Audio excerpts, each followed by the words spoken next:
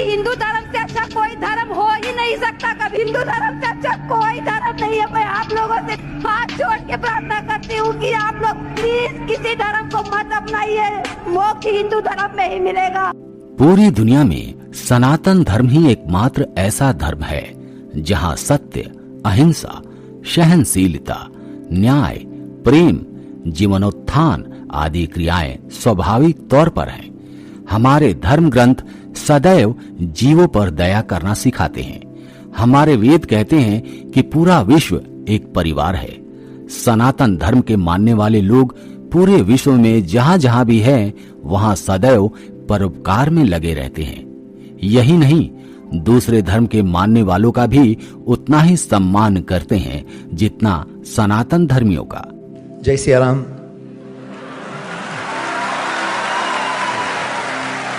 परंतु विश्व के अन्य धर्मों के लोग कभी कभी हमारे धर्म के लोगों से वैसा व्यवहार नहीं करते जैसा वह अपने सधर्मी लोगों से करते हैं। मित्रों, समय समय पर आप लोगों ने भी देखा होगा कि हिंदू धर्म पर किस तरह दूसरे धर्म के लोग हमले करते रहते हैं। तो हिंदुस्तान का तख्ता पलटी कर देंगे हम लोग, सूरत बदल देंगे हिंदुस्तान का। और ये कैब अगर लागू हुआ, पूरा हिंदुस्तान के अंदर में हम लोग आगजनी कर देंगे, पूरा नष्ट नाबूद कर देंगे पूरा शहर का प्राइवेट प्रॉपर्टी को, और इसे मिटाने का असफल प्रयास भी करते हैं। परंतु जीत हमेशा सत्य की होती है। कोई परेशानी हो तो हनुमान चालीसा पढ़ो। जय हनुमान ज्ञान गुण सागर, जय कपीसते हो लोको जाकर। कोई काम अच्छा करते हो तो शुरू करो उससे गायत्री मंत्र से। ओम भूर्भुवस्सुवः तत्सवितुर्वरेण्यं भर्गो दिवसे धीमहि धियो यो नः प्रचोदयात्, तो कुछ फायदा होगा। इसलिए हमारे सनातन धर्म को कभी मुगल मिटा नहीं पाए, न कभी अंग्रेज मिटा पाए। यह सनातन धर्म सृष्टि के आरंभ से ही है और प्रलय के अंत तक रहेगा। मैं राम और कृष्ण को ईश्वर नहीं मानूंगा और ना ही उनकी कभी पूजा करूंगा।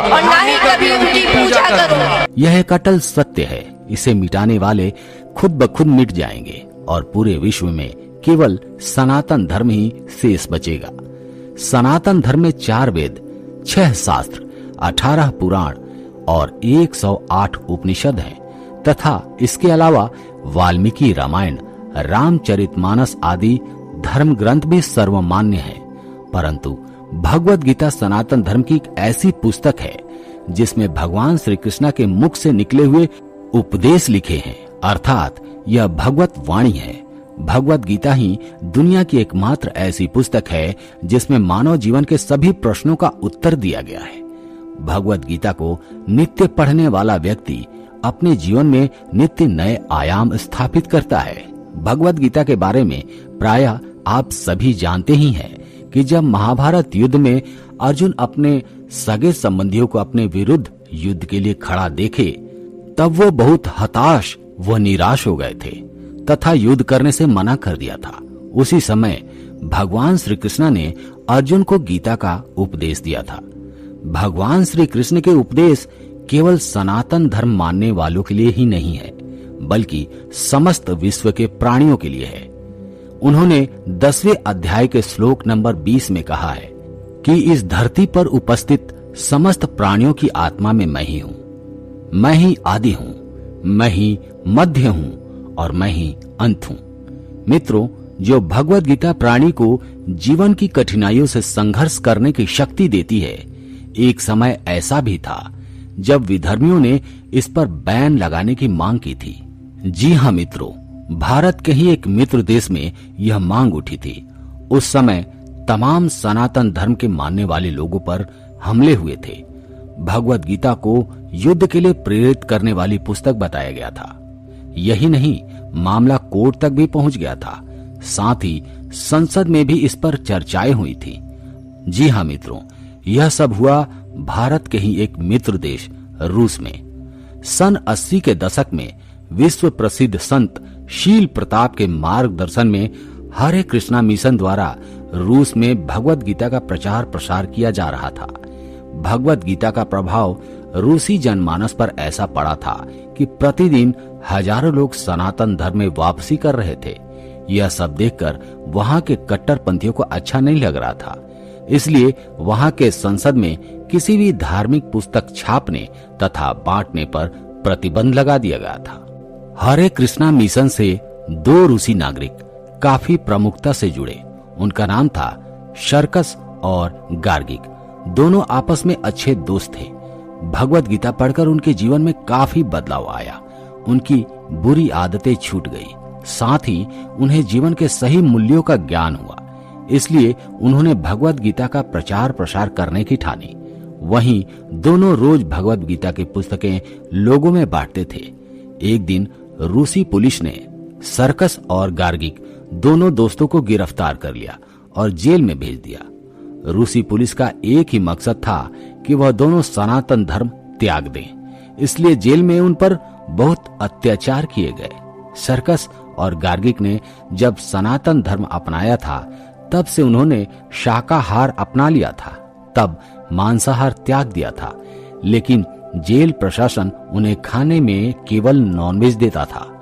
सर्कस और गार्गिक 2 साल तक जेल में केवल ब्रेड खाकर समय बिताए।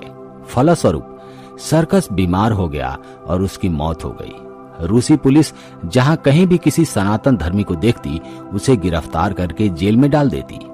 रूसी पुलिस बलपूर्वक सनातन धर्म के प्रचार व प्रसार को रोकना चाहती थी। सन 1988 में मॉस्को के अंदर काउंसिल ऑफ रिलीजियस अफेयर ने हरे कृष्णा मिशन को रजिस्टर किया और उसके बाद रूस में भगवत गीता को कानूनी रूप से मान्यता मिल गई और उसके साथ ही सनातन धर्म का एक बार फिर से आरंभ हुआ।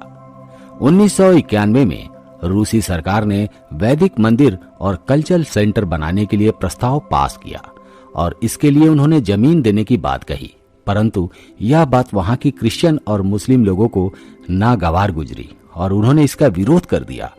सबसे ज्यादा विरोध the world council of Orthodox church ने किया। इस विरोध के कारण साल 2004 में रूसी सरकार वह जमीन वापस लेने का फैसला करती है। हिंदू बन चुके रूसी लोगों ने भारत सरकार से गुहार लगाई कि भारत इसमें उनकी मदद करे। उस समय रूस में सनातन धर्म के लोगों से दुर्व्यवहार होने लगा था। उनकी शोभा यात्रा पर हमले होने लगे थे, मंदिरों पर हमले हुए, जिसकी अंतर्राष्ट्रीय मीडिया में भी काफी आलोचना की गई, जिसके परिणाम स्वरूप भारत और अंतर्राष्ट्रीय दबाव के कारण रूसी सरकार जमीन वापस लेने वाला फैसला रद्द करती है। परंतु साल 2011 में एक बार फिर रूसी अदालत ने भगवत गीता पर पाबंदी लगा दी। इसको लेकर भारत की संसद में जोरदार बहस भी हुई। भारत में ऐसा पहली बार हुआ था जब पक्ष और विपक्ष एक साथ भारतीय कूटनीति व अंतर्राष्ट्रीय दबाव में आकर सन 2012 में रूसी अदालत को यह फैसला वापस लेना पड़ा और एक बार फिर सनातन धर्म की जीत हुई। मित्रों, रूस में भारतीय लोग मात्र 15,000 ही हैं, परंतु वहां सनातन धर्म मानने वाले लोगों की संख्या 1 लाख से भी अधिक है। रूसी जनमानस में गीता का प्रभाव इतना ज्यादा है कि वहां हर रोज सनातन धर्म बढ़ते जा रहा है। सनातन धर्म में आए रूसी लोगों ने मांसाहार त्याग दिया है और पूर्णतः शाकाहारी हो गए हैं। साथ ही वह होली, दीपावली, जन्माष्टमी आदि त्योहार भी बड़े धूमधाम से मनाते हैं। यह सब देखकर लगता है कि देर से ही सही, लेकिन एक दिन पूरा विश्व सनातन धर्मी होगा, क्योंकि सनातन ही आरंभ है और सनातन ही अंत। साल 2014 से पहले भारत की पहचान ताजमहल, कुतुब मीनार आदि हुआ करते थे, परंतु वर्ष 2014 में जब भारत के प्रधानमंत्री श्री नरेंद्र मोदी बने तो उन्होंने अपने शपथ ग्रहण समारोह में कई राष्ट्र अध्यक्षों को बुलाया था और उन्होंने भगवत गीता भेंट की थी। तभी से हमारे प्रधानमंत्री जिस भी विदेशी दौरे पर जाते हैं वहां वह अपने गीता पुस्तक अवश्य ले जाते हैं और वहां के राष्ट्रीय अध्यक्ष को भेंट करते हैं। अब भारत की पहचान भगवत गीता से होने लगी है। इस तरह भगवत गीता के माध्यम से उन्होंने विश्व में सम्मान दिलाने के साथ साथ भारत को भी उच्च सम्मान दिलाया है तथा उसकी असली संस्कृति से विश्व का परिचय करवाया है। तो मित्रों, आपको इस विषय में क्या कहना है? आप क्या सोचते हैं? कमेंट करके जरूर बताएं। जय हिंद, वंदे मातरम।